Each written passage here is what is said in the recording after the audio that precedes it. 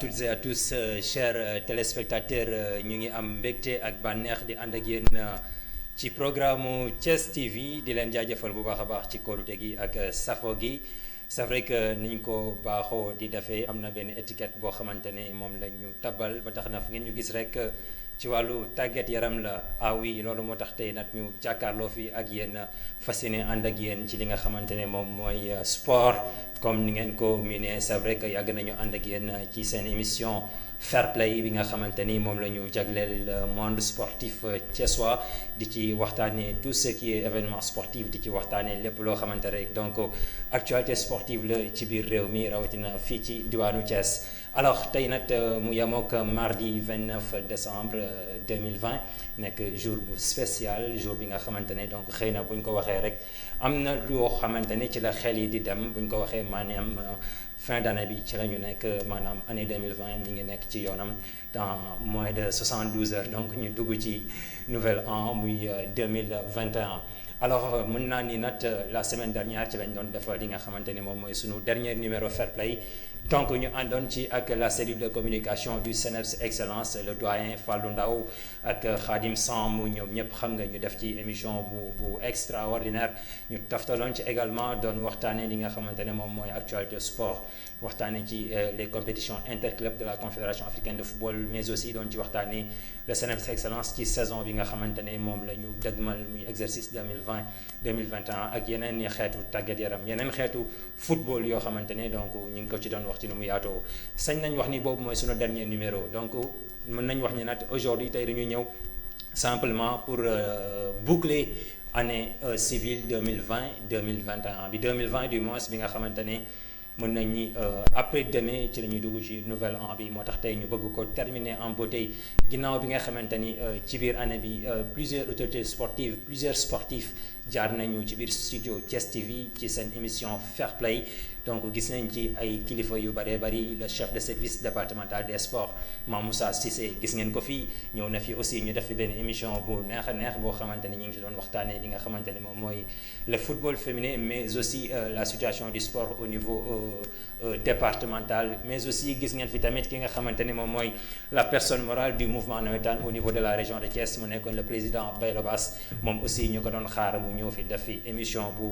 am solo boo xamante ne keroog bi mu ñëwee je pense bien que li mu leeral le mouvement les acteurs du mouvement navétane bénéficié nañ ci donc lu bëri loo xamante ni lëndëmoon nañ ci seen bopp andi nañ ci ay leeral gis nañ fi ñeneen ak ñeneen ak ñeneen gis nañ fi Pape Diop Camara gis nañ fi coach Cheikh Ahmed Tidiane Samb gis nañ fi ñeneen ak ñeneen donc mënuñu ko leen lim donc loolu moo tax nag ginnaaw loolu tey ñu fas yéene terminer en beauté fas yéene boucler li nga xamante ne moom mooy du ma ne sax fair play mais tey dañuy ñëw wala fair play bu spécial parce que ni ngeen ko gisee sama ginnaaw ci arrière plan bi ñu def rétro sport 2020 c'est vrai que nag sport ñëpp xam nañ ni année bi ñu nekk nii donc nekk na une année catastrophique ci wàllu sport du ma ne sax sport mais ci yeneen fànn ndax lan pandémie Covid 19 bi nga xamante ne nii donc moom moo ñëw écarté sportif yi ñenn ñi mu écarté leen tartan yi su ma ko waxee athlétisme moom moo tax ñuy wax. aussi tamit ñëw ci parquet yi daal di écarter ñi nga xamante ni ñoom ñooy les inconditionnels de la balle orange les acteurs du basket ñëw ci pelouse yi daal di écarter ñi nga xamante ni ñoom ñooy yëngu bien sûr ci football dem ci géewu lamb yi écarter ñi nga xamante ne moom mooy bëri ba tax na saison bi mën nañ ñi liñ ci tooyal seen ngëm bu bëriwul. chers téléspectateurs donc mën nañu nag sport dafa xaw a yaatu ba tax na tey dañuy jël.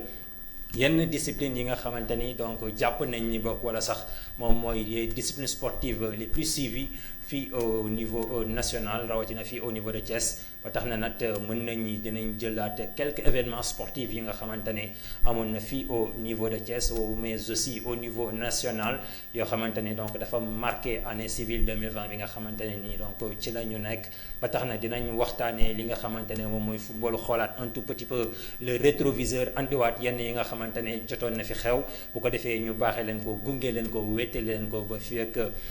quelque temps donc ñu mën leen libérer ngeen dem nekk ci yeneen ba tax na nag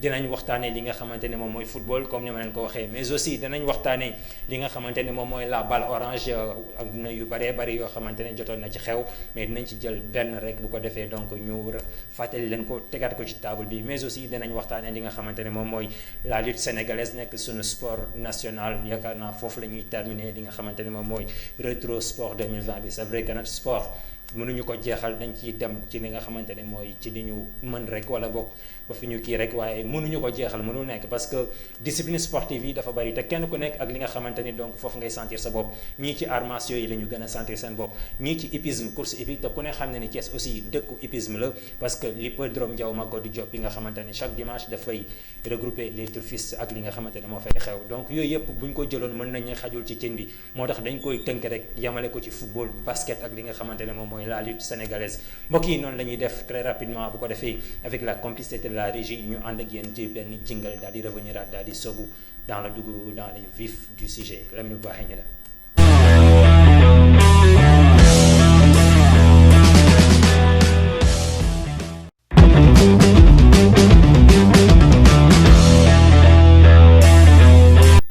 Alors merci beaucoup Lamine au niveau de la régie comme ni ma doon ko waxee chers téléspectateurs dañ koy door ak li nga xamante ne moom mooy la balle orange bu ñu ko waxee moom mooy basketball. C'est vrai que le championnat local démarré woon décembre année dernière mais au finish au mois de mars mujj la àgg kon championnat à mi-parcours la ñu def. Donc dañuy dem au niveau international wax ci le tournoi de Kigali bi nga xamante ne donc xewoon na fi mi ngi xewoon fële ca réewum Rwanda nekk tournoi boo xamante ne tournoi qualificatif la woon pour la prochaine Afrobasket bi nga xamante ne moom moo war a am foofee ca Rwanda ci atum 2021 tournoi bi nag mi ngi amoon du 25 au 27 novembre foofee ca Kigali bi nga xamante ne sunu équipe nationale góor ñi ci wàllu basket donc ñoom ñoo doon jongante foofu nekkoon ci poule B bi àndoon ci ak yeneen équipe yi nga xamante ne donc ñoom la ñu bokkaloon ci poule bi lu ci mel ni Angola ne ak Kenya ak Mozambique ñooñu la partagé loon poule B bi ñu gis li nga xamante ne moom moo xew ci boobu tournoi puisque nag gis nañ conditions yi nga xamante ne moom la sunu lions yi voyagé woon parce que temps de préparation bi donc gàttoon na gàtt bi nga xamante ne Sénégalais yu bëri dañ doon xel ñaar est-ce que li ñuy xaar ci équipe bi donc dinañ ko am est-ce que li ñuy xaar ci nouveaux joueurs yi nga xamante ne mën nañ wax ni ay novices lañ dinañ ko gis ci tournoi boobu est-ce que aussi tamit temps bi dina permettre le sélectionneur Boniface Ndong bi nga xamante ne ci la doon def son baptême de feu est-ce que dina ko permettre ak temps bi mu def benn liggéey bu koy permettre mu mën a présenter une équipe compétitive loolu nag ñu joué ko ci contexte ci conditions yu nga xamante ni conditions yu xaw a assez difficile puisque tournoi bi le 25 la commencé mais ñu gis ni Lions yi ñu ngi def seen premier rassemblement le 23 novembre à Kigali donc ñu voyagé ci mode dispersé bi ñu eggee également foofu ca Kigali le 23 ñu def seen première séance d'entraînement sur 12 jours finalement 3 jours ñoom ñoo mujjee def première séance d'entraînement bi ci deuxième jour bi mu nekk le 24 novembre ci lañ doog a am benn groupe bu 8 jours sur les 12 puisque groupe bi ñëwoon au complet mais duñu gis li nga xamante ne moom moo ci xew ñenn ñi xëy na distance bi entre trajet bi Europe Afrique ñenn ñi États-Unis Afrique donc dafa xew metti moo tax il fallait que ñu reposer leen noppal leen loolu moo tax ñu entraîner avec 8 jours ci veille compétition bi ci biir loolu aussi tamit gis nañ yeneen li nga xamante ne xew na foofu ca Kigali puisque dañu gis le capitaine bi nga xamante ne moom mooy Maurice Daly Ndour tournoi boobu donc sur les 12 jours moom rek moom moo ci amul moom moo ci bokkul pourquoi parce que il a été testé positif Covid-19 loolu moo tax dañ ko mujjee écarté remplacé ko du ma ne sax remplacé ko aussi tamit gis nañu certains cadres yi nga xamante ne on avait l'habitude de les voir en équipe nationale finalement mujj ñu ñëw à l'occurrence le leader technique de l'équipe nationale du Sénégal muy Gorgui Sy Dieng moom aussi li tax ñëwul ñun ñëpp gis nañ ko puisque dafa fekk mu doon nekk ci pré-saison au niveau de la NBA période boobu ñu nekkoon seen préparation pour exercice 2020-2021 bi finalement mujj ñu ko libéré moom aussi ak ki nga xamante ne moom mooy Georges Niang nga xamante ne ci la waroon def son baptême de feu avec les Lions du Sénégal finalement mujj ñu ñëw ñu gis yeneen cadres yi nga xamante ne aussi tamit donc absenté nañ à l'occurrence ku ci mel ni Amady Ndiaye bi nga xamante ni moom la ñuy wax le ministre de la défense mu jul ñëw Han Dalméda Lamine Samb et cetera donc groupe bi Boniface ñëw daal di insister accentuer ci li nga xamante ni moom mooy la jeunesse daal di rajeunir groupe bi ci la ñu gis plusieurs jeunes joueurs daal di intégré pour la première fois équipe nationale A gis nañ ci ki nga xamante ne moom mooy Mbaye Ndiaye le Thiessois bi nga xamante ne Union sportive du Rail foofu lañ ko formé finalement gis ngeen ko mu def parcours bu extraordinaire tout comme ki nga xamante ne moom mooy Matar Gueye le Rufisquois l'ancien pensionnaire du Sud Académie ñoom ñëpp ñu doon def son baptême de feu Ibrahima Pape Malick Dimé ak ki nga xamante ne moom mooy Ibrahima Fall Faye ñoom aussi ñu gis leen ñu def tournoi bu extraordinaire finalement le Sénégal nag ci condition yooyu Sénégal daal di ñëw daal di survoler la poule B daal di def 3 sorties en autant de victoires 3 victoires en autant de sorties du moins puisque ci première journée bi Sénégal dafa doon jouer ak les Kenyans ngeen gis mu daan ko 92 à 54 maanaam daf ko écrasé daal di koy gagné 38 points d'écart ci deuxième journée bi aussi ci lañ ñëw doon jouer ak Mozambique bi nga xamante ne ci première journée bi moom ak Angola dañu jouer Angola écrasé ko donc mu nekkoon son match capital finalement Lions yi aussi daal di ñëw daal di corriger ñi nga xamante ne moom mooy les Mozambicains donte score bi tax ko bëri puisque 60 à 53 moo nekkoon score bi 7 points d'écart ci troisième journée bi mu nekkoon la bataille des invaincus ci diggante Sénégal ak Angola comme ni ngeen ko gisee ci image yi donc la bande de Carlos Moraes ñoom ñoo doon dajee ak ñi nga xamante ne moom mooy sunu Lions yi Angola am 2 victoires Sénégal am 2 victoires bon ñu daje ci troisième journée bi Sénégal mujj ko gagné moom aussi tamit 66 à 51 15 points d'écart loolu mooy parcours bi nga xamante ne sunu Lions yi def nañ ko foofee ca Kigali aussi tamit Sénégal daal di terminé ci première place au tournoi bi avec 3 victoires en autant de sorties en attendant match retour bi nga xamante ne mois de février 2021 ci lañ ko war a jouer donc mu nekk tournoi bi nga xamante ne donc tournoi bu extraordinaire la woon mu nekkoon participation bi nga xamante ne le Sénégal donc gis nañ ni mu ci demee mais aussi au finish gis nañ li nga xamante ne noonu la mujjee donc di wax ne chapeau à Boniface donc loolu mi ngi xewe woon foofu ca Kigali nekkoon du 25 au 27 novembre chers téléspectateurs ba tey su ma jógee ci tournoi de Kigali bi damay desandi ci li nga xamante ne moom mooy la balle orange puisque tamit émission bi wala sax rétro sport bi xam ngeen ni aussi tamit ci année 2020 bi comme ni ma leen ko waxee nekk na une année catastrophique du ma wax ni li nga xamante ne moom sport bi dafa taxawoon mais aussi des très grands sportifs yoo xamante ne dañu bokkoon ci milieu bi aussi tamit ñu ñàkk leen ñenn ñi dem wuy ji donc ñooñu aussi jaadu na bu ñu taxawee fi tey ñu fàttali leen ñu xalaat leen delloosiwaat leen bu ko defee donc kenn ku ne fi nga toog rek ñu leen yi mën di ñaanal bu baax a baax bu ko defee le monde du basket ñëpp xam nañ ci année 2020 bi fii au niveau local dañu def amoon benn perte boo xamante ni keroog bi ko ñëpp yëgee xol yëpp dafa tooy muy comme ni ngeen ko gisee ci image yi nekkoon le doyen Tanor Dieng moom aussi nekkoon membre de la fédération sénégalaise de basketball mais aussi nekkoon membre de la ligue régionale de basketball nekk un doyen boo xamante ni je pense bien que les inconditionnels du basket donc miin nañ ko ci li nga xamante ni moom mooy ci événement basket yi nga xamante ne moo doon am sur l'ensemble du territoire national parce que fu nekk la daan dem daan taal otoom dem di teewal basket bi di ci liggéey bu mu caay rawatina le basketball thiessois bokk ci famille bu basket sañ nañ ko wax puisque tamit son fils Mody Dieng bi nga xamante ni donc fii dañ ko formé à Thiès moom aussi finalement gis ngeen ko mi ngi sol actuellement le maillot de l'AS Ville de Dakar kon ci noonu lay jaar rek donc di ko jaale le monde sportif particulièrement les inconditionnels du basket donc mënuñu ko fàtte moom Pa Tanor bu ko defee dañ koy ñaanal fi mu tëdd rek sunu borom woyofal suuf ci kawam mënuñu ko ñàkk bañ a andiwaat chers téléspectateurs donc ci balle orange bi donc damay teg foofu suma loxo rek rapidement daal di balancer wu ci li nga xamante ni moom mooy le sport roi nekk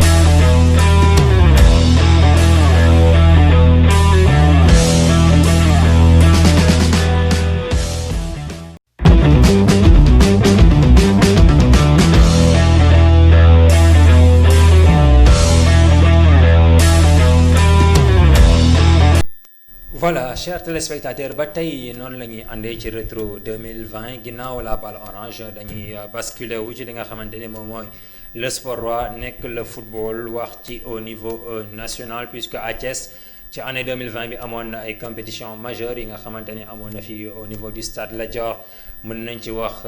double confrontation bi nga xamante ne moom moo doxoon ci Sénégal contre la Guinée-Bissau mu nekkoon match comptant pour les éliminatoires à la prochaine Coupe d'Afrique des Nations finalement Sénégal daal di koy remporter avec la complicité de la régie dama leen di bàyyi ngeen seetaan résumé bi très rapidement ñu dellu si waatee ci plateau bi match retour Sénégal Guinée-Bissau à Bissau Lamine c'est parti ñu dem.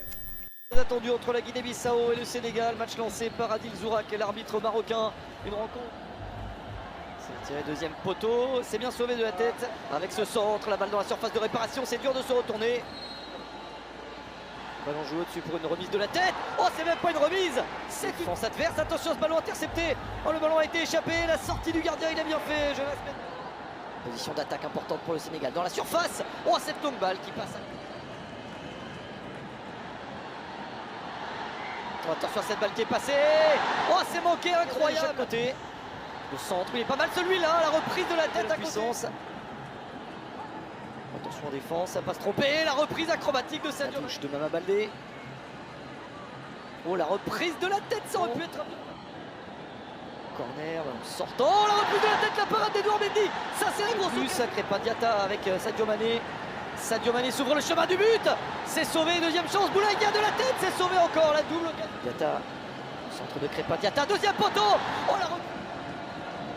Sénégalaise. Oh, avec cette remise, Sadio Mané, ça va très vite, il va au bout. Il va tellement vite qu'il va au bout, Sadio Mané, pour marquer ce but de la victoire. Une victoire pas nécessaire ce soir, mais importante. Gassama, la contre-attaque sénégalaise, ça peut partir vite et fort. La sortie du gardien. Voilà mu nekkoon match retour Sénégal Guinée-Bissau à Bissau. Finalement sunu Lions yi daal di koy remporter sur la plus petite des marques, 1-0, et l'unique but de la partie a été inscrit par Sadio Mané, le leader technique des Lions, comme ni nga ko gisee ci image yi. Mais avant loolu jotoon nañu def match aller bi fii à Thiès. Sénégal daal di koy gagné 2-0, puisque Sadio Mané bi ngeen gis moom moo dugal premier but bi ci match retour bi. Moom aussi moom moo ubbi woon score bi fii à Thiès sur penalty. Après ñu joué, gis ngeen ni mu demee ak yi ci doon xew ak conditions yi ñu joué woon aussi match bi, climat bi, match bi ñu joué ko ci naaj bu tàng jër. Aussi tamit ngeen gis Aliou Cissé keroog li nga xamante ne donc moom la comporté woo ci match bi, mu nekk loo xamante ne moment la boo xam ne duñu ko fàtte. Opanguet bi nga xamante ne moom moo dugaloon deuxième but Sénégal bi à la 88e minute, je pense, mais tout juste après son entrée en jeu. Donc bi fekk na Sadio Mané dugal aussi premier but bi sur penalty. Ci match retour bi aussi Sadio Mané daal di dugal but décisif bi nga xamante ne moom moo permettre sunu Lions yi daal di obtenir seen qualification, seen 16e qualification ci Coupe d'Afrique des Nations bi nga xamante ne donc moom la ñu dëgmal. Mu nekk ñu war ko jouer en 2022 foofee ca Cameroun. Donc mu nekkoon ay moment yoo xamante ne fii la xewoon à Thiès, puisque équipe du Sénégal boobu nag nekkoon équipe bi nga xamante ne donc son statut de numéro 1 en Afrique moom la confirmé keroog, moom la firndeel ni toujours moom moo nekk le numéro 1 en Afrique. Moo tax avec les petits poussés, certes dafay metti, moo au finish Sénégal moom mooy mujjee nekk ci kaw. Loolu la wane ci double confrontation boobu. Mu nekk match boo xamante ne Sadio Mané moo dugal le but libérateur, mais aussi doon mën nañ wax ni moom moo battre recordu El Hadj Ousseynou Diouf. mu amoon coïncidence ak bi muy battre le record de El Hadj Ousseynou Diouf, doon nekkoon 21e but en équipe nationale du Sénégal. mbokk yi après boobu aussi tamit mën nañu wax ni ci biir année bi beaucoup de sportifs, comme ni ma leen ko waxee sànq, donc ñàkk nañu seen bakkan. Bu ko defee tamit mën nañ ci fàttaliku ñenn ñoo xamante ni donc c'est des Thiessois, puisque bu ñu waxee équipe nationale du Sénégal ñëw à Thiès xel yëpp dafay dem ci ki nga xamante ni moom mooy sunu papa Saliou Diouf nekkoon un fervent supporter de l'équipe du Sénégal, nekkoon taximan comme vous le voyez sur les images, gis ngeen ko noonu. Moom aussi tamit mu dëddu le 11 novembre dernier fii à Thiès, le jour du match Sénégal Guinée-Bissau bi nga xamante ni moom moo amoon fii à Thiès, ginnaaw bi nga xamante ni la veille sax wax nañu ni dem na fële ci stade Lat Dior doon xool condition de préparation yi ak dernier réglage yi, décoré taxem ba mu rafet, di wàcc le jour J pour jël Thiessois yi fi nga xamante ni foofu la ñu dëkk, di leen yóbbu, di leen doxal seen i courses ci gratuitement. Donc comme ni mu ko baaxoo di ko def. Finalement nag jouru match bi ci la dem wuyu ji boromam, mu nekk sunu papa Saliou Diouf. Moom aussi mënuñu ko bañ a fàttaliku ci lu mel noonu. Mais aussi tamit dinañ ci toftal un Thiessois bi nga xamante ne tamit donc ci biir hivernage bi aussi ci la ñàkk bakkanam. Mu nekkoon un très grand footballeur bi nga xamante ne bokkoon na ci ndaw yi nga xamante ne Thiessois yi dañu amoon ci moom yaakaar, comme ni nga ko gisee ci image yi. Mu nekkoon le capitaine de l'ASC Silema Boy Faye aussi gis ngeen ko ci noonu la ñàkkee bakkanam. Moom aussi mënuñu ko bañ a fàttaliku. Donc xanaa rek di profité waat di ko jaale la zone 5A de l'ODCAV de Thiès, di ko jaale ñi nga xamante ne ñoom ñoo nekk ci mouvement nawetaan bi, di ko jaale ASC Silema bi nga xamante ne foofu la defee carrière am ci wàllu nawetaan foofu la joué cadet ba ni mu fa joué senior nekkoon seen capitaine moom aussi tamit mënuñu ko ñàkk bañ a fàttaliku di ko ñaanal aussi suuf daal di woyof ci kawam.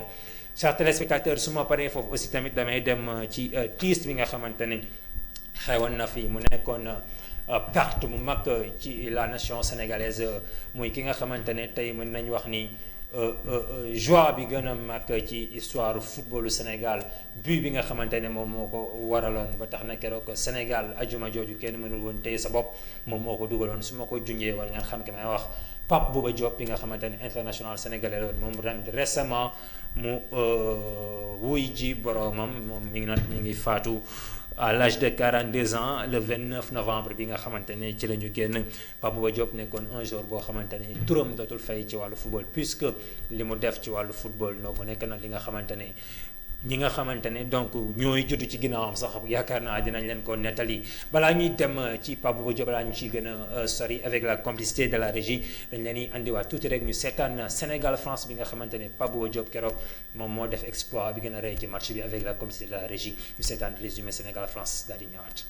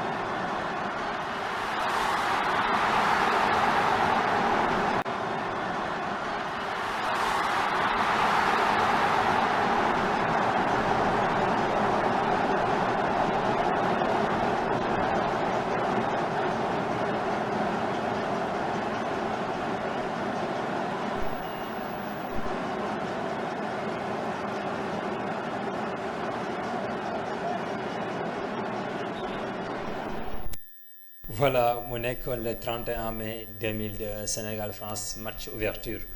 Coupe du monde Corée Japon 2002 ñu gis li nga xamante ni keroog moom moo xewoon foofee ca Corée ñu gis également li nga xamante ne moom moo xewoon fii ci Sénégal donc mbégte bu mel noonu yaakaar naa géej naa am ci réew mi parce que stabilité sociale bi nga xamante ne keroog am na fii au niveau national yaakaar naa nekk na loo xamante ni Pape Bouba Diop mi ngeen gis nii moom moo dugaloon bi boobu te moom moo ñu ko andiloon moom ak ñoom ci àndaloon puisque nekkoon des moments yoo xamante ni mënatuñ ko fàtte ci wàllu football Pape Bouba Diop nag moo fi bàyyeekoo le 29 novembre foofee ca France gis nañ keroog bi ñu koy rendre hommage gis nañ ses obsèques ak li nga xamante ni moom lañ ko gàttandoo foofee ca AIBD ci teewaayu njiitu réew mi Macky Sall moom Pape Bouba Diop nag moom mënuñu aussi tamit bañ a fàttalikuwaat li nga xamante ne moom mooy parcours am carrière am puisque nag nekkoon joueur bi nga xamante ne à chaque fois koo laaj rek benn wax ci la lay wax nekkoon un joueur très discret boo xamante ne da daan boole ay nit nekkoon un joueur bi nga xamante ne tout le monde sait que équipe nationale du Sénégal en 2002 ni mu bindoo woon Henri Camara à côté El Hadji Diouf à côté mu amoon yoo xamante ne moom moo ci nekkoon puisque foo dem dans la vie d'habitude yooyu mënu cee ñàkk Pape Bouba mu nekkoon nit ku jege Henri Camara mais malgré loolu yëpp nekkoon na un homme boo xamante ne dafa daan boole ci biir tanière bi à chaque fois les gens benn wax ji lañ lay wax mu nekkoon un joueur très calme très cool xam nga mais aussi ci biir terrain bi ñu xamee ko fulla fit jom ak fayda ba tax na nag mën nañ ñi def nag parcours bu riche puisque club yu bëree bëri ci àddina bi jaar na ci parce que mi ngi dooree fële nga xamante ne moom mooy ca Rufisque ca comme ni ko joueurs yu bëri di amee habitude di ko def di dooree ci les mouvements nawetaan la ni ñuy demee ci li nga xamante ne moom mooy ci championnat national bi puisque nag mi ngi dooree fële ca Ndefane saltigué en 94 ci la débuté carrière am bi mu fa jugee en 95 96 mu dem au niveau de Jaraaf de Dakar fekkante fa ak ñoom Henri Camara mën nañu foofu la defee petite catégorie ba ni mu yéegee ci équipe senior bi sax dañ leen doon surclassé en 97 ci la njëkk a def li nga xamante ne moom mooy voyage am ci la dem Suisse daal di signé ci benn club bu ñuy wax Vivisport jóge fa aussi daal di dem fële ca Neuchâtel Amand bu ñu ko waxee xel yëpp dafay dem ci Kader Mangane puisque Kader Mangane aussi porté na les couleurs de Neuchâtel Amand mu jógee Neuchâtel Amand daal di jaar Grasse Chopper bi mu jógee foofu en 2002 ba 2004 noonu la signé fi nga xamante ne moom mooy Racing Club de Lens fekkante fa ak ñoom El Hadj Diouf ñoom Pape Sarr Ferdinand Coly équipe de Lens boobu nga xamante ne mënatuñ ko fàtte ñoom ñoo fi doon def jaloore bu rëy bi fu ci temps ca Ligue 1 française bi Pape Bouba Diop bi mu jógee foofu en 2004 ba 2007 mu dem fi nga xamante ne moom mooy ci Premier League anglaise daal di fay signé club bi nga xamante ne moom mooy Fulham de 2004 à 2007 mu jugee foofu aussi de 2007 à 2010 mu dem fekki son compatriote en sélection nekkoon Amdi Moustapha Faye fële ca Portsmouth jamono boobu aussi tamit ñu gisoon Portsmouth ñu ngi doon imposé woo ci Premier League bi certes nekk woon équipe bu mag a mag mais équipe boobu bi nga xamante ne ay match am daan am opposition te boobu temps Pape Bouba Diop moo nekkoon ci au niveau de l'entrejeu ak ki nga xamante ne moom mooy Amdi Moustapha Faye bi mu fa jugee aussi tamit noonu la jaaree daal di dem Grèce 2010 ba 2013 signé fi nga xamante ne moom mooy ak Athènes bi mu fa jugee également mu ñibbi soit Angleterre daal di signé West Ham bi mu signé West Ham de 2011 à 2012 mu jógee fa 2013 ci la ñëw fi nga xamante ne moom mooy Birmingham City je pense bien que boobu aussi fekk na mi ngi nekk ci fin de carrière donc Pape Bouba li ñu ci mën a wax rek mooy joueur la bi nga xamante ni donc ci championnat yi gën a mag ci àddina bi joué nañ ci puisque Angleterre xam nañ li nga xamante ni noonu la fa football bi bindoo France aussi certes parfois ñenn ñi dañuy wax ni niveau de jeu bi dafa xaw a faible mais mën nañ wax ni il fait partie des 5 meilleurs championnats au monde kon la Ligue 1 française Pape Bouba Diop jaar na fa jaar na au Sénégal jaar na aussi fi nga xamante ne moom mooy Angleterre au niveau national avec l'équipe du Sénégal Pape Bouba Diop certes joueur la woon boo xamante ni au niveau de l'entrejeu la daan joué mais nekkoon na joueur boo xamante ni ci festival offensif yi équipe nationale du Sénégal daf ci daan participer puisque avec ses 63 sélections dugal na ci 11 buts moom Pape Bouba Diop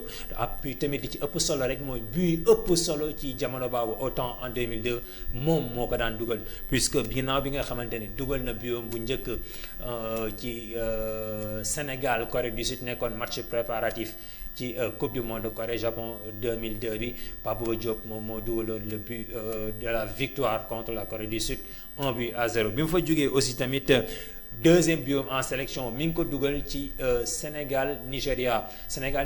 bu ñu ko waxee xel yëpp autant dafay dem ci CAN Mali 2002 mu nekkoon demi-finale Coupe d'Afrique des Nations Pape Bouba Diop moom moo njëkk a dugal but demi-finale bi puisque mi ngi koy fàttaliku Khalidou Fadiga moom moo am benn corner centré ko Pape Bouba Diop jug team ñëpp mbëkk bal bi ci lucarne bi Sénégal daal di dugal 1-0 après ci la Nigérian yi daal di égaliser par l'intermédiaire je pense bien de Julius Agawa boobu aussi tamit nekkoon premier but bi Tony Silva encaissé woon ci biir Coupe d'Afrique bi ñu gis malentendu bi amoon ci digganteem ak Lamine Diatta finalement Agawa daal di dugal tànk bi bal bi daal di dugg mu nekk un but partout noonu lañ demee prolongation Salif Alassane Diao moo dugaloon le but de la victoire mu nekkoon but bi nga xamante ne moom moo yóbbu Sénégal pour la première fois de son histoire mu joué finale Coupe d'Afrique des Nations kon Pape Bouba Diop moom moo dugaloon premier but wu Sénégal en demi-finale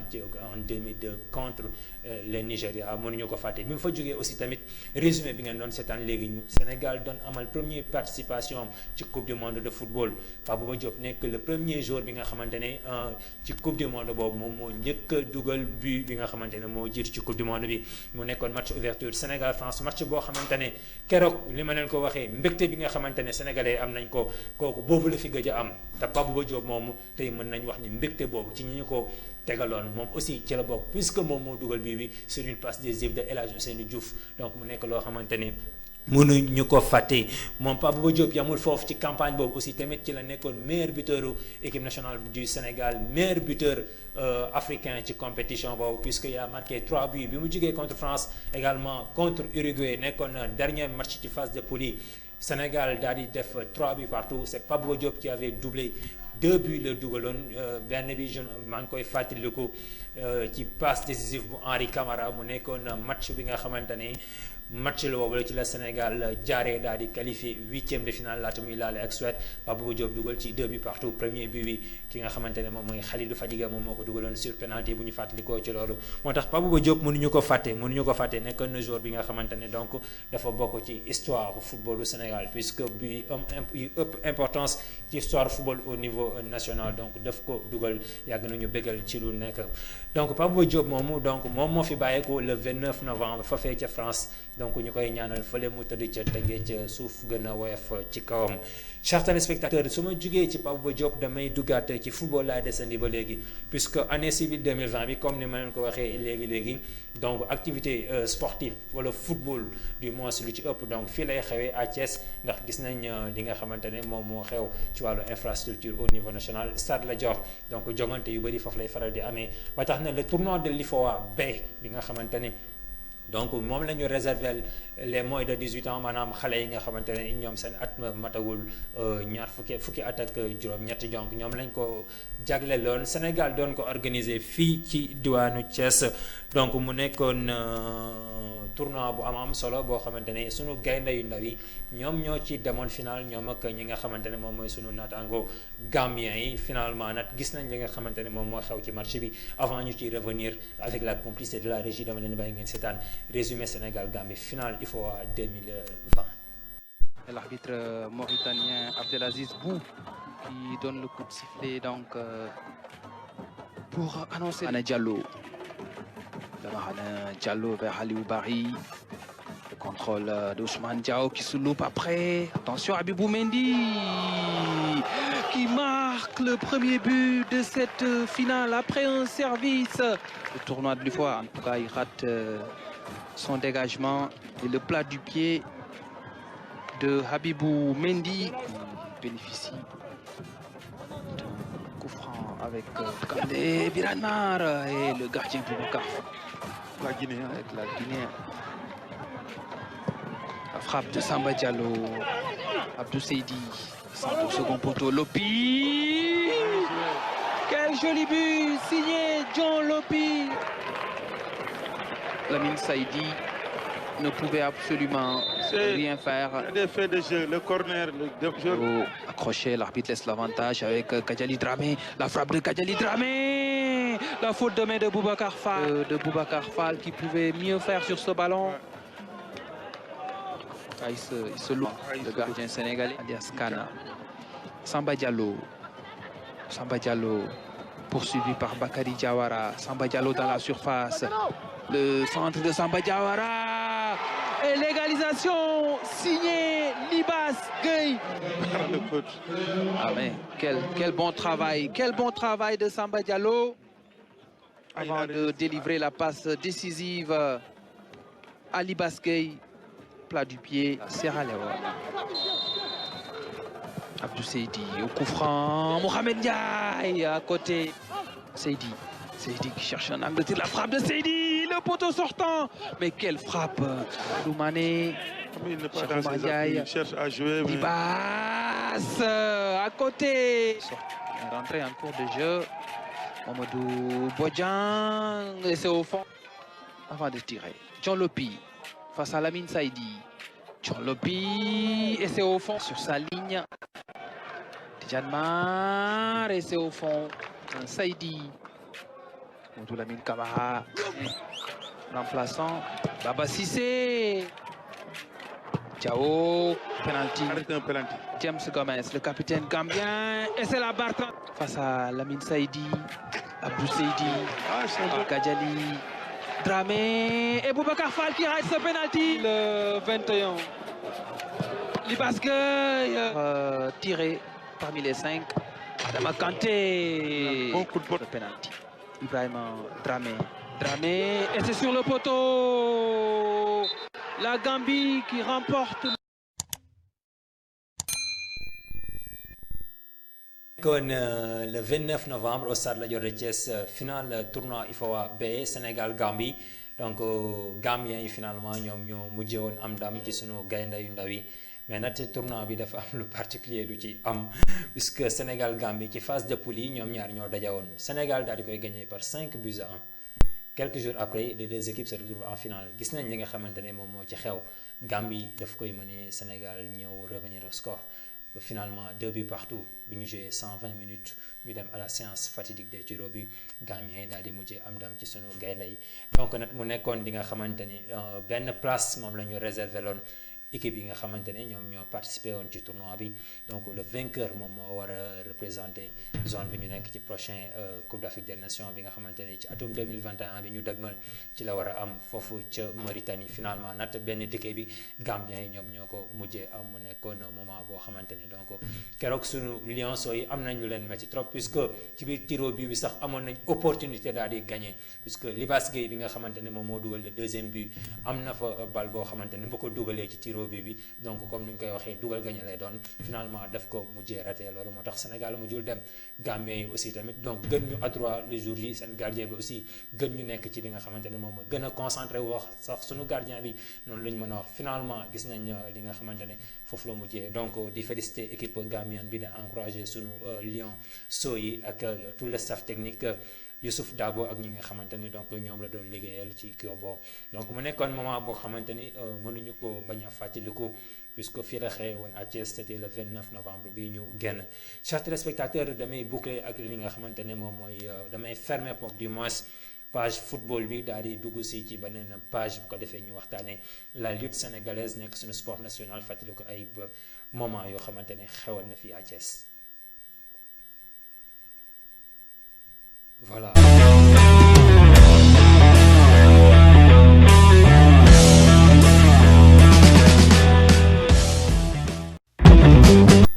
Voilà dañuy terminer rétrosport 2020 bi ak li nga xamante ne moom mooy la lutte sénégalaise nekk sunu sport national donc le dimanche 9 février 2020 am na benn événement sportif bu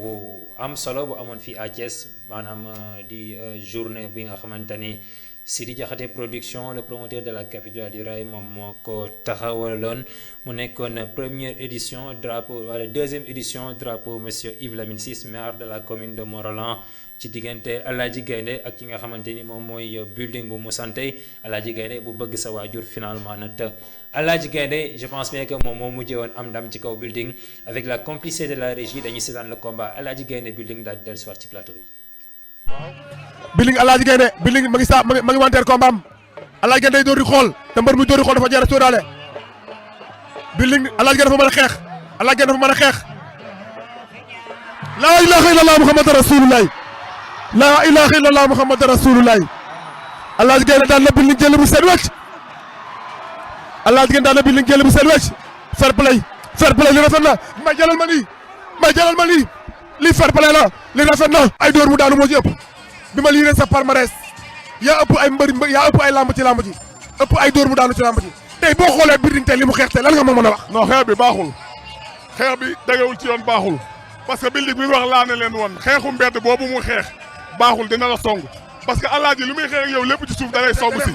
toogal ci sa tànk yi xeex benn te bàyyi xeexu mbedd bi ngay li ma neex li ma gis si Alaaji Gaynde day xeex donte Billing ma ngi doon ay 5 coups ci kawam mais Alaaji Gaynde fatax gis naa ko yoo xam ne ngëmul ay kur bañ sax lii la mujj di xeex mais la muy xeex du dëgg ci moom da lay jaxase pour song la mais nag yàlla bu ñëwee ñëw na lamb moom bëre ak daanoo ànd yàlla suñu borom ak ni nga nekkee professeur ci wàllum bëre professeur ci wàllum dóor lan moo tax nga indi Billing xeex lii non mais man wax naa ko man damaa génn lu urgence loo xam ne mënu ma ca woon a ñàkk bañ a dem ma dem ca mais ñëw naa bi ma dikkee expliqué naa ko premier round bi nee naa ko waa ji xeexul da lay song mais nag lamb ak lii ànd quoi ñu ngi koy ñaanal beneen yoon yàlla may ko ndam. jërëjëf ala po Yves Lamine Ciss deuxième édition ma ànd ak sama caméraman yu mag yi ki nga xamante ne mooy Lamine Pro ak Lamine Rési ak ki nga xamante ne mooy Mbaye di gërëm suñu président bu mag bi El Hadji Malick Wade feccum liir bu neexee ndey ya moo téye ca wagg ya damay siyaaraat ñëpp di leen ndokkeel di leen wax ne jërë ngeen jëf kontaan nañ ci ñi nga xam ne ñoo seen Thiès TV télé gox bi ki nga xamante ne mooy Billing ak ki nga xamante ne mooy Alaaji Gaynde building dafa xeexu mbedd xeex bi mu xeex waxoon naa leen ko baaxul donte Alaaji Gaynde moom day xeex mais xeex bi muy xool moo ngi koy xool xeex bi muy xeex moo ngi koy xool far yàlla ñu xeex dóorante Alaaji Gaynde sàcc ko paqueté ko daan ko jël bu seet wecc jërë ngeen jëf waa Thiès si fi télé gox bi. merci beaucoup Lamine au niveau de la régie mu nekkoon notre frère MC Mbeur dégg ngeen reportage bu am solo boobu mu def keroog ci événement bu mag boobu nga xamante ne Sidi Diakhaté production moom moo ko taxawaloon ci diggante ñaari espoir yi nga xamante ne dañu bokk ci làmb Thiès yi nga xamante ne tey mën nañu wax ni ëllëg suba Thiès daf nañ yaakaar pour ñu bokk ci les porte drapeau nekkoon Alaaji Gaynde bu bëgg sa waajur ak ki nga xamante ne moom mooy building bu mu santé finalement Alaaji Gaynde moom moo mujjee am daam ci kawam gis nañ li nga xamante ne moom moo jotoon xaw ci journée boobu puisque def nañ face à face bu neex a neex waxante ak yi nga xamante ne moom moo ci xewoon waaye nag làmb ci keroog bëri nañ ko ci jàmm ñëpp ñibbiwaat ci jàmm ba tax na nag ci jàmm la mujjee puisque Alaaji Gaynde keroog malgré li jotoon a xew seen ginnaaw bi mu amee ndam ci kaw building dafa taalaat otom ànd ak ñi mu war a àndal dem ba diwaanu Moussante dem seeti ki nga xamante ne moom mooy doomu ndeyam di xaritam du building le grand champion de Moussante ma koy saluer au passage mu nekk geste bu noble nekkoon journée bi nga xamante ne le 9 février 2020 la amoon Sidi Diakhaté production moo ko taxawaloon. chers téléspectateurs dañuy enchaîner toujours ak la lutte sénégalaise fàttalikuwaat beneen journée bu am solo boo xamante ne amoon na fii kooku mi ngi xewoon le 1er mars 2020 avec la complicité de la régie dañuy dem ñu seetaan combat bi daal di dellusiwaat.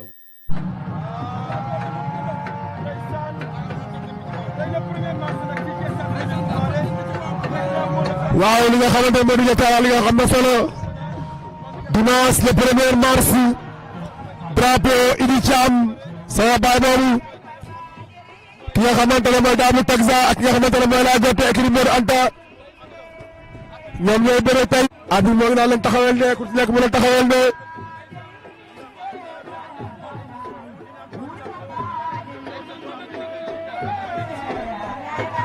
waaw daanaka léegi mu leer mais ndax pare nga mën a ko pare naa andi suuf la ne laa jotee moo naka soo suuf si noonu laa jotee moo ngeen lu weex li seere suñu loxo ni yor Daamu Tegza moo seere suñu loxo càmmoñ laa jotee laa jotee ko ci manto Daamu Tegza ak ki nga xamante ne mooy Daamu Tegza ak laay mën ko ñam na ko ñaari baax laa jotee moo seere suñu loxo ni yor ñoo ngi bëri latéralement ñoo ngi bëri ci làng gi loolu la sama papa ci daan wax Pàcc ma Ndiaye ñoo nga dem ca làng ja laay ak Daamu Tegza laay moo bëri suñu loxo ndijoor laay cokkaasal na beneen droite Daamu Tegza moo ngeemul vert bi moo ngi xaw woon ginnaaw fële suñu loxo càmmoñ Daamu Tegza ak laay gote drapeau UNACOIS président Idi Thiam Daamu Tegza yéen ci Thiès TV télé gox bi maa ngi sama caméraman bu mag bi Lamine Junior Daamu Tegza ak ki nga xamante ne moom mooy laay gote écurie Modou Anta Gueye Daamu Tegza laay gote laa ilaaha illallah jël na tànk ba daan na ko dañuy bëriwaat adum si la bu yàgg Daamu Tegza mais li fi nekkoon bi fi jógewul rek sa xol sedd ba léegi mën na ko lambu da nga koy xam boo koy reporté doo tëlëx rek lambu boo koy reporté da nga ko war a xam. waaw noonu la parce que ki ko indi mooy ndaanaan Modou Anta ko indi mu ñëw di bëree drapeau bi nga xamante ne mooy drapeau UNACOIS tey waa UNACOIS di fêté seen 30 ans muy lu rëy ci stade Maniang Soumaré loo xamante ne bii histoire da koy bind waaye dañu koy noté ci dictionnaire yi. jëlaat na tànk ba laay gote jëlaat na tànk ba Daamu Tegza bañ na ñu ngay dem jàpp na laay moo ñu wan ndeyjoor Daamu Tegza moo nekk ci suñu côté càmmooñ ma ngay jéem a ndengeñ laay ndengeñ na ko waaye ba tey ci diggante laay goote ak Daamu Tegza di ci stade Maniang Soumaré bu Thiès tey di dimanche 1er mars 2020 ci drapeau Idi Thiam président national bu UNACOIS jàppoo ci bés bu mag bi nga xamante ni bii moom la ñuy fêté seen 30 ans laay goote jàppante na sa waay ndengeñ na ko waaye fii boo deful ndànk arbitre dina sifflé waat ñu tàqali ko mën a jëmaat ca kanam. jërëjëf ki nga xamante ne di taala Daamu Tegza ak ki nga xamante ne mooy laa jote sànq bëri nañu laa jote na jël tànk ba daan ko jël bu rëy arbitre ne dafa teel laa ilaaha illallah laa jote ak Daamu Tegza Laye Gothé da ko ëpp doole la ilaha illallah Muhammad rasulullah la ilaha illallah Muhammad rasulullah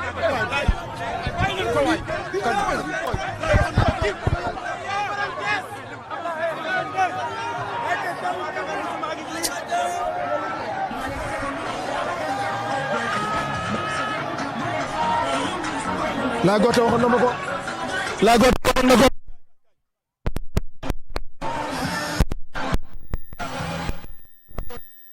bu nekkoon le 1er mars 2020 première édition drapeau Idi Thiam président national Unacois Jàppo comme ni ngeen ko déggee waa Unacois Jàppo donc ñoom ñoo ko taxawaloon mu tombé nag ñu doon fêté seen 30 ans ci seen anniversaire la woon kon mu nekkoon combat bu am solo boo xamante ne fii la xewoon au stade Maniang Soumaré de Thiès. Laye Gothé le frère de Modou Anta bu Thiès Mbolo doon ci jàkkaarloo ak ki nga xamante ne moom mooy Daabu Texas bu Pikine Texaco keroog nag mu nekkoon journée boo xamante ne aussi mën nañ wax ni moom moo nekk dernière journée bi amoon fii au stade Maniang Soumaré ci wàllu bëre dóor donc Unacois Jàppo moom moo taxawaloon loolu puisque nag ñu ngi doon wàcc 3e événement bi nga xamante ne ci wàllu làmb waroon am au stade Maniang Soumaré te Sidi Diakhaté production di sunu papa doon ko préparé mu waroon dox ci diggante ki nga xamante ne moom mooy fils de Samba Diaw ak arobase bu yeen bu nekkoon combat bu nga xamante ne donc duggoon nañ dans le bain nekkoon ci wàccaay finalement ci la décret bi génn nag ñu mujjee annulé lépp loo xamante ne rek moom mooy xew-xew ci biir réew mi donc nag Unacois Jàppo keroog ñoom ñu mujjee tëgg làmb foofu nga xamante ne moom mooy ci stade Maniang Soumaré daara bu Texas doon ci jàkkaarloo ak Laye bu Gothé Laye Gothé bu Thiès Mbolo finalement gis ngeen chute bu extraordinaire bi nga xamante ne moom la def mu nekk jël bu rëy bu ko Laye Gothé daan mbokku téléspectateurs yi ba tey ñi ngi ànd ak yéen ci seen Retro Sport 2019 2020 ngeen baal ma puisque nag wax naa leen ko sànq dafay jaadu ñuy fàttaliku ñi nga xamante ni ay sportif lañu woon bokkoon ci ñun daal di dëddu bu ko defee nag bu ñu waxee làmb ginnaaw Pape Bouba Diop ginnaaw ki nga xamante ni moom mooy Tanor Dieng ginnaaw ki nga xamante ne moom mooy Boy Faye bu Silma dañuy ñëw ci làmb ji wax ci ki nga xamante ne donc c'était un grand champion il était un grand champion du moins nekkoon Ahmed Dieng bu école de lutte Samba Diaw ñu gënoon ko xam ci Ahmed Salañ Salañ moom mi nga xamante ne ndeysaan moom aussi le 13 mai 2020 bi la wuyu ji boroomam nekkoon un très grand champion nekkoon ndaw bi nga xamante ne làmb dafa amoon ci moom yaakaar rawatina làmb Thiès Ahmed Salañ Salañ dañ koy ñaanal foofu mu tëdd ca Baqiya suuf woyof ci kawam bu ñu jógee ci Ahmed Salañ Salañ dañuy jàll ci beneen phénomène koo xamante ne donc bu ñuy wax làmbaloog moom moo tax ñuy wax ne kon ndaw bi nga xamante ne lépp lu mu mës a am jox na ko làmb ndaw bi nga xamante ne ahlu làmb Sénégal yëpp nangul nañ ko njàmbaarte gi nekkoon ci moom ak bëgg gi mu bëggoon làmb daan ko jaral lu nekk làmb daan ko yóbbu ci lu nekk làmb rek nga naan mën a wax fekk ko ci leneen waaye leneen lu dul làmb boo ko ci waxee doo ko ci gis kooku mooy ki nga xamante ne moom mooy Serigne Fallou Seck ngeen ko xam ci galas bu bébé liiru nekkoon amateur bu mag a mag moom ngeen gis noonu ci écran bi moom aussi Ahmed Salañ bi ma leen woon léegi muy Ahmed Dieng nekkoon doomu ndayam bi nga xamante ne école de Samba Diaw la mujjee te Ahmed Salañ mi ngi dooree carrière am fële nga xamante ne moom mooy écurie bëgg sa waajur bu ñoom Alaaji Gaynde bi ngeen gis sànq mu doon laale ak building ki nga xamante ne moom mooy galas bu bébé liiru mii ngeen gis nag moom moo jël Ahmed Salañ jëlee ko école de lutte écurie bëgg sa waajur yóbbu ko fi nga xamante ne moom mooy école de lutte Samba Diaw ce qui veut dire que hasard amul te ñoom ñaar mën nañu benn bis moo dox seen diggante kii dafa gaañu le 13 kii gaañu le 14 kon ñoom ñaar am na lu bari loo xamante ne ni donc sekkoon nañ ko mu nekkoon moment boo xamante ne moment tiis la woon nga xamante ne keroog Thiès képp kuy dund làmb wala nga sportif amoon nga loo xamante ne donc moom nga doon yëg sa biir xol donc ñoom ñaar benn bis ñoo dox seen diggante ba tax na fële nga xamante ne fële ñu tëdd ca Baqiya ca Touba mën nañ ni dara doxul seen diggante donc du ñu def nag lu dul di leen ko jaalewaat di ko jaale ahlu làmb Sénégal ahlu làmb région de Thiès képp ak képp koo xamante ne yaa ngi bëggee làmb di dund làmb ñu lay jaale ki nga xamante ne moom mooy Serigne Fallou Seck ngeen ko xam ci galas bu bébé liiru ak ki nga xamante ne moom mooy Mohamed Diagne ngeen ko xam ci Ahmed Salañ di ñaan fële ñu tëdd ca Baqiya yàlla na suuf woyof seen kaw chers téléspectateurs noonu lay enchaîner ba tey daal di jeexalee ak Retro Sport 2019 bi ak ki nga xamante ne aussi tamit ci làmb la bokkoon nekkoon un monument kooku yaakaar naa buñ ko waxee rek dinañ nangu ni monument la woon ci wàllu làmb fii ci diwaanu Thiès moom aussi mu dëddu daal di wàcc bu yàggul dara nekkoon ki nga xamante ne moom mooy Omar Dicko kenn sañul wax làmb ci Thiès te doo ko tudd moom ngeen ko gis noonu ci écran bi nekkoon un très grand champion yàgg représenter la région de Thiès fu nekk ci wàllu làmb drapeau bu nekk mu yàgg ko jël jaloore bu nekk mu yàgg ko def ci làmb Omar Dicko nag moom mi ngi débuté li nga xamante ne moom mooy carrière am ci li ñu jël ci suñuy investigation vers les années 89 90 jàpp 91 ba 92 ci la tàmbali li nga xamante ne moom mooy carrière am mi ngi daan fawee bëree fële nga xamante ne moom mooy arène Landing Diamé je pense bien que Thiès waa yu bëree bëri xam nañ ko waaye nag mu nekkandoon fa ak ay moroomam yoo xamante ne mën nañ wax ni ñenn ñi ñoom ñoo njëkk a nekk ay adversaire am ci wàllu bëri dóor puisque mën nañ wax ki nga xamante ne moom mooy Mbaye Galas aussi yaakaar naa ñu koy ñaanal moom it suuf woyof ci kawam ak ki nga xamante ne moom mooy Jiggi Njaay aussi yaakaar naa xam ngeen ko bu baax a baax ci wàllu làmb jamono ji taxi la yor fii au niveau de Thiès di ko dawal ak ki nga xamante ne moom mooy Maxu Yaare champion yooyu la ki nga xamante ne mooy Omar Dicko njëkkal laaleel ci wàllu bëri dóor fa fee ca arène Landing Diamé waaye nag ginnaaw loolu aussi tamit ba muy dugg ci làmb mi ngi fi fekk ay magam yi nga xamante ne ñoom la fekkoon ci làmb ji ñoom aussi ñu nekkoon boobu temps di marqué seen empreinte ku ci mel ni As Mbaye bi nga xamante ne bu ñu waxee Fallou Mbaye bi nga xamante ne combat am ak Mbul taxawoon na partie de production bu ñu waxee As Mbaye xel yëpp dafay dem ci nga xamante ne moom mooy doomam jooju di Fallou Mbaye wax essentiellement ki nga xamante ne moom mooy Mbaye Fall bu Pire moom it nekkoon un très grand champion donc ñooñu ñoo nekkoon ay magam moom Omar Dicko jiitu woon ko ci wàllu làmb waaye aussi tamit ki nga xamante ne moom mooy Njaga Ñang bu ñu ko waxee xel yëpp dafay dem ci ki nga xamante ne moom mooy Boy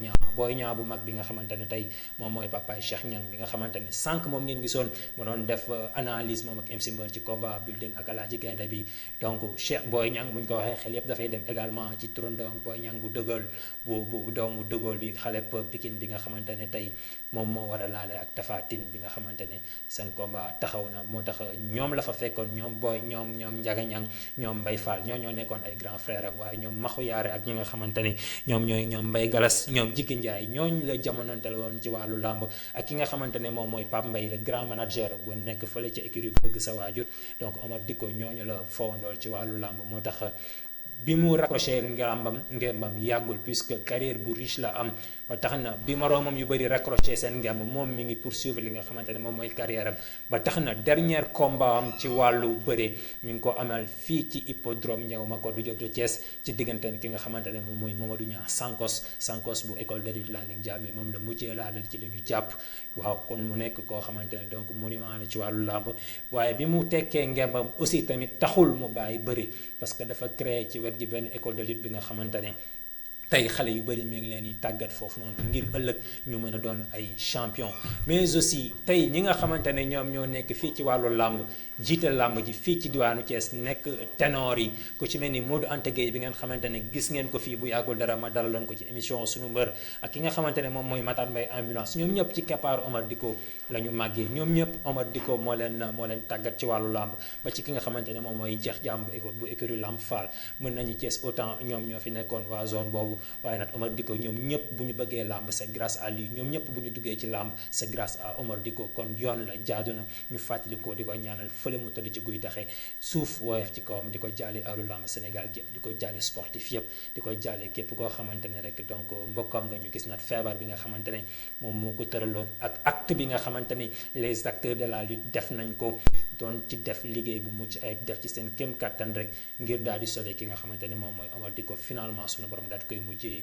moom di wax ñi nag loolu mooy li gën kon dañ koy ñaanal suñu borom suuf gën a woyof ci kawam chers téléspectateurs foofu lay yëkkati jotaay bi di leen wax ni tey nag lii lañ leen andiloon ci li nga xamante ne moom mooy seen rétro sport 2020 doon fàttaliku événement sportif yi nga xamante ne xewoon na fii au niveau national rawatina fii ci diwaanu Thiès mais aussi doon fàttaliku ñi nga xamante ne dañu bokkoon ci ñun ci wàllu tàggat yaram daal di dëddu bëri nañ mais dañ ci jël quelque rek puisque Pape Diouf mën ñu ko fàtte nekkoon fi président bu Olympique de Marseille ak ñeneen mais dañu jël ñi nga xamante ne donc mënuñu ñàkk rek moo tax ñu présenté leen mais tey 2020 bi mën nañu wax ni année la boo xamante ne ñi ci ñàkk seen bakkan ci sportif bari nañ c'était juste rek pour vous ñu leen di fàttaliku mais aussi di leen proposer fait marquant yi nga xamante ne moom moo amoon ci année 2020 bi rawatina fii ci diwaanu Thiès bu ko defee nag noonu lañ leen di def rek xanaa di leen ñaanal yéen ñi nga xamante ne ñu doon suivre ci at mi yëpp ci émission fair play yi nga xamante ne moom lañ daan ànd ak yéen daan ñu suivre ci émission lamb ji ak même bu dul émission lamb ci lépp lu programme Thiès TV xanaa rek di leen ñaanal di leen wax bonne et heureuse année di leen ko souhaiter di leen souhaiter suñu ay meilleurs vœux di leen ñaanal at bi nga xamante ne moom la ñu dëgmal dans moins de 72 heures ñu dugg ci muy 2021 yàlla na nekk at bu nga xamante ne mooy dàq ci at yi puisque nag ku ne xam na ni 2020 li nga xamante ne moom moo ko xaw a gàllankoor muy mbasum coronavirus di ñaan nag donc bis ni ki tey yàlla na fi toog yàlla bu mu ñu topp ci li nga xamante ne moom mooy 2021 bi yàlla mën na ko yàlla mën na ko moo defee 2021 ñu mën a delluwaat ci li nga xamante ne moom mooy suñuy activité sportive ak leneen sax ñu bokk toog wàllu tàggat yaram puisque DJ Leen il est là présent xam naa ni na mën a soirée yi ak yeneen Seydou na mën a yenn ngénte yi ak yenn programme yi ñun aussi na mën nañ géewa lamb yi na mën nañ dem ci stadium yi di couvrir li nga xamante ne moom mooy basket namm nañ li nga xamante ne moom mooy stade yi ak bu mu ci mën a doon terrain football bi athlétisme bi donc suñu borom mën na ko di ñaan donc at bi nga xamante ne donc ci lañ jëm yàlla na doon atub naataange atub xéewal yokku ba yokk ko ci bépp fànn di jaajëfal également équipe bi nga xamante ne ci année bi yëpp ñoom lañ doon àndal di liggéey bu ñu ko waxee nag équipe technique bi moom moo tax ñuy wax parce que moom mooy les hommes de l'ombre ñun ngeen gis ci kanamu caméra yi mais lépp bu rafetee rek lépp bu jagee ñoom la tey mën nañ ci wax ki nga xamante ne moom laa doon tudd léegi di ko tooñ muy Seydou Diallo moom aussi tamit ci terrain bi daan nañ ci ànd ak moom lu baree bari donc di koy remercier di ko féliciter ci travail bu colossal bi nga xamante ne def na ko mais aussi Lamine Pro le maestro moom tamit dañ koy jaajëfal bu baax a baax puisque bëri na bagage yu baree bari cette année moom bëri nañ ci yu bëree bëri am ñoo ci doon ànd ci wàllu defaraat ak habillage ak yu mel noonu moom aussi dañ koy wax chapeau mais également kenn du Lamine Junior au niveau de la régie moom aussi donc mën nañu leen numéro yi ñu def ci wàllu fair play yëpp ci biir année bi moom moo ko assuré donc nekk na un enfant